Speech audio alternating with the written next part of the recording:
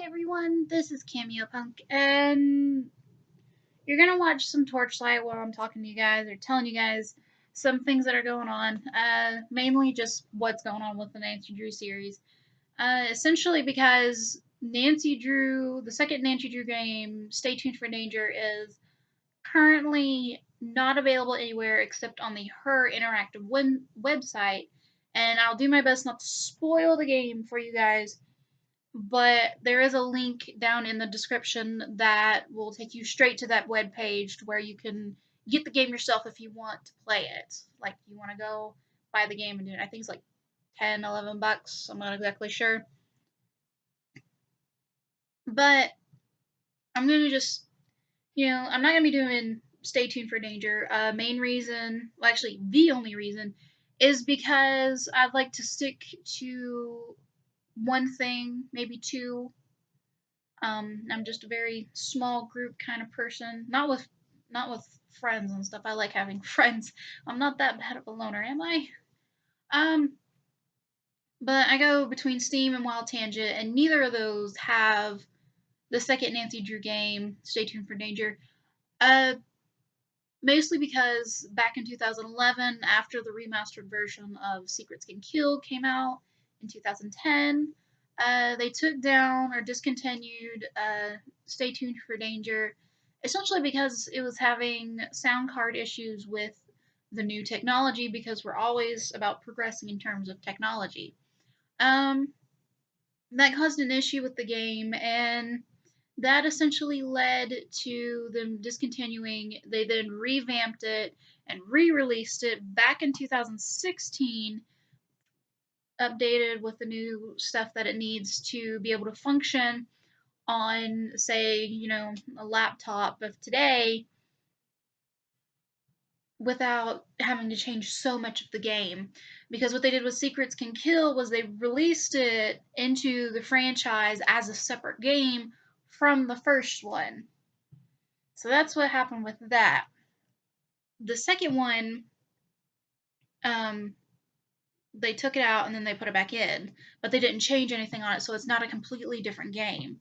Even though essentially just the only major difference between the remastered edition and the real edition is just the way it looks on screen and apparently a different ending. I don't know if it's the same guy who does it in the end, but it essentially is just an alternate ending. But since the first one was discontinued back in 2010 and it's not on the website anymore to play, essentially I can't play that game for you. But you get the gist of the storyline for the first one with Secrets Can Kill remastered. For Stay Tuned for Danger, if you want to look up the storyline, you can go to Wikipedia. It's on there. It doesn't tell you who did it unless you were to go to a walkthrough and scroll all the way to the bottom of the walkthrough.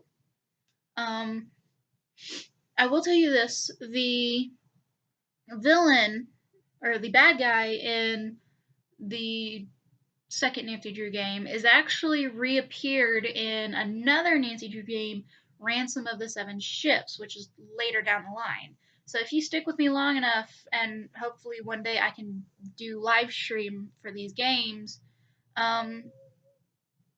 then we can essentially, you'll get to see me play the whole game, and you'll get to see the villain from Ransom of the Seven Ships.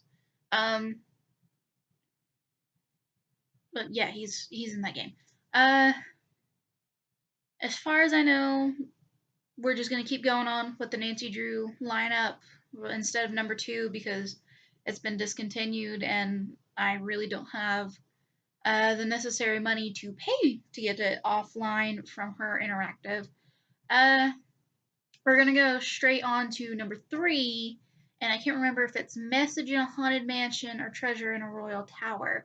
I do not remember which one is number 3, but when I talk about the former look of both the first and the second one, you're gonna see when we move on to number 3, because I'm pretty sure it's the first 4, maybe number 5, has that setup, and essentially it's just a big screen and a big screen for you to walk around in, a smaller screen for dialogue, and 2 screens on the side for things like inventory and notes. And you'll get to see more of what that looks like when we go into number 3. Um, that's pretty much it for Nancy Drew.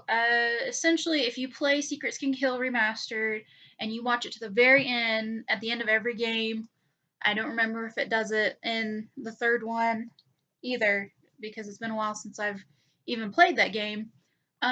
There is always a video to the next game, like a little preview of the next game of where you're going, uh, what is kind of the mystery there you're going to be solving.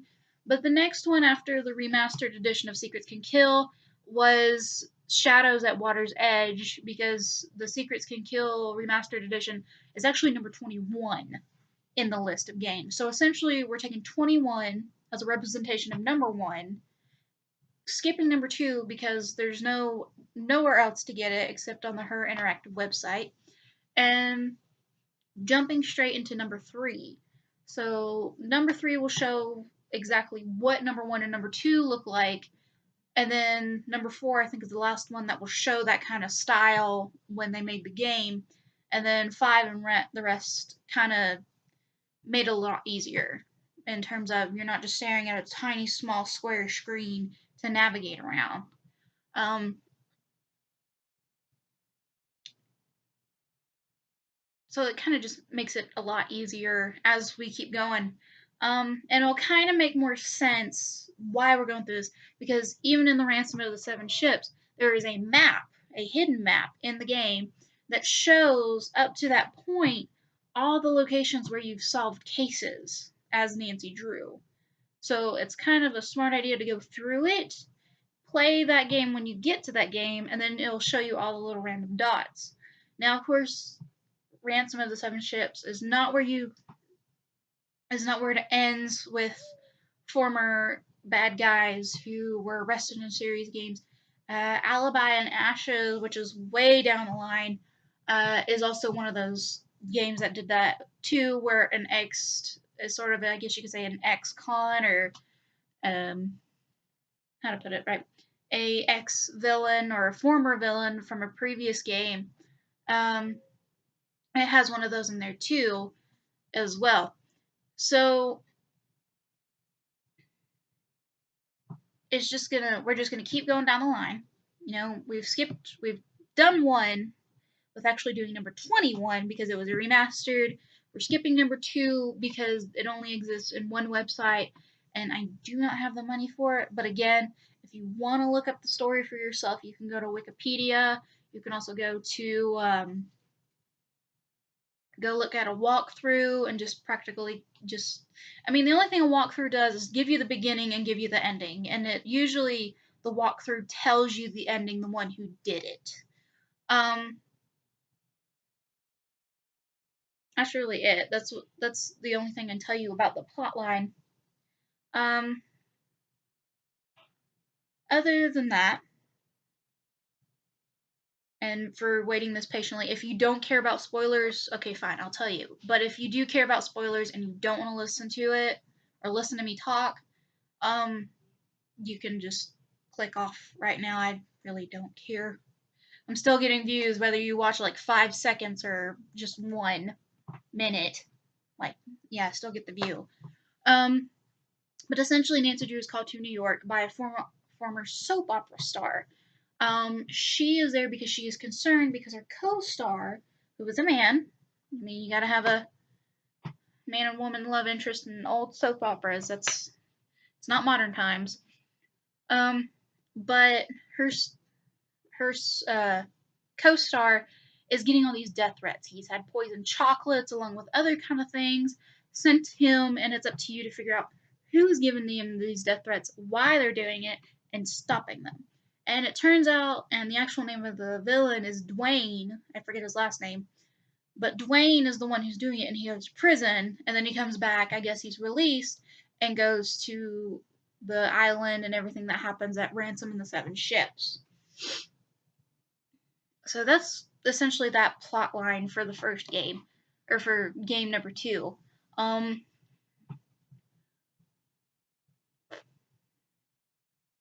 Trying to think if there's anything else to say. Uh, no, that's really much it. Keep your eyes open. I'm trying to see if I can't try to do anything with Gmod content. Um, I might do something simple like a horror map. I won't be going to anywhere on a public server, essentially just because of the lag that I get from it. And I even get lag sometimes, even just playing by myself on my own little server that I do as a single player. But and it's that lag. It just irritates me. Also look for FNAF content. I've said this a lot, and I really want to do FNAF. FNAF is a franchise that I really absolutely love, and if you're even a single bit curious about why I'm so into FNAF or why I'm into FNAF, because some people they don't like FNAF, some people are like, oh, that's great, how'd you get into it? It's just some people are like that, and then there's people that just don't care. And if you're one of those people that just don't care, and it's just something I like, plain and simple. Um, but look for the first, but keep an eye out for the first FNAF video. I essentially say that because I'm gonna play it. I didn't just buy the game to not play it, but I'm gonna play the game, and I'm both excited and terrified because I have watched other people play it, and I have watched them get jump scared, but I've never personally played the game and had it happen to me. So keep your eye out and for those videos to come out and everything. And until the next time, until the next Gmod video, vlog, FNAF, Nancy Drew, whatever I post up next, uh, keep your eye out for it on my channel, and I will see you guys on the next video. Don't forget to like and subscribe.